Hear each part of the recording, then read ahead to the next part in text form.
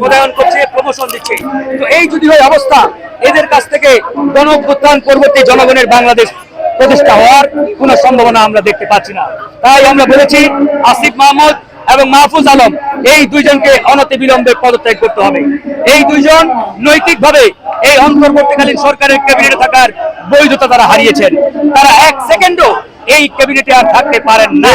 আরেকটি বিষয় অনেকে বলার চেষ্টা করেন যে ভাই আপনারা শুধুমাত্র আসিফ এবং মাহফুজের বিরুদ্ধে কেন কথা বলেন। দেখেন, আসিফ এবং মাহফুজ তারা দুইজনকে দাবি করে তারা গণঅভ্যুত্থানের প্রতিনিধি। বাকি যারা রয়েছে তাদের প্রতি আমাদের বিন্দু পরিমাণ আস্থা নেই।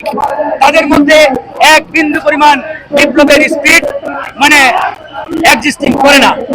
যেহেতু তারা বিপ্লবের স্পিরিট ধারণই করেন না, সুতরাং এদেশের ছাত্র জনতার কোন বিন্দু পরিমাণ প্রত্যাশা ওই সকল তথাকথিত উপদেষ্টাদের কাছে নেই।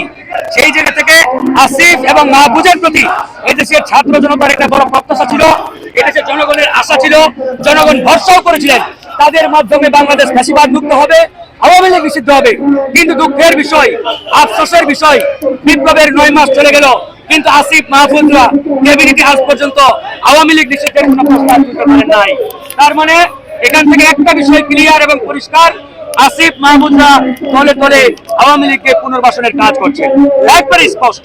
তাই আমরা আজকে যখন দেখলাম খুনি হাসিনার অন্যতম সহযোগী, খুনি হাসিনার দোসর, হাসিনা রাষ্ট্রপতি আমাদের আব্দুল হামিদ সাহেব উপদেষ্টাদের সহযোগিতায় দেশ থেকে পালিয়ে যেতে পারলেন, তার মানে এই সরকারের মাধ্যমে আওয়ামী লীগ নিষিদ্ধ হওয়ার আর এক পরিমাণ সম্ভাবনা থাকার কথা নয়।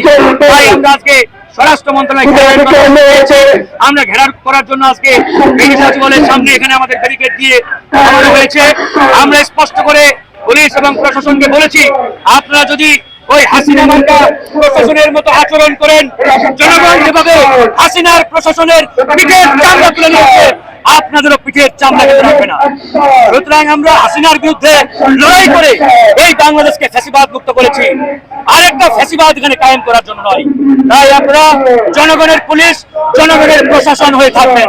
যদি আপনারা মনে করেন আমরা হাসিনার আমলের মতো আচরণ করব, হাসিনার আমলে পুলিশ যেভাবে ছাত্র জনতার উপরে গুলি চালিয়েছে, লাঠিচার্জ করেছে, ঠিক একই কায়দায় তারা লাঠিচার্জ করার এরকম উদ্যোগ দেখায়, তাহলে এই পুলিশেরও পিঠের চামড়া এদেশের জনগণ রাখবে না, একবার স্ট্রেট ফরওয়ার্ড। যাই হোক, আন্দোলন চলছে, আমরা ইনশাআল্লাহ আছি এখানে। Thank you.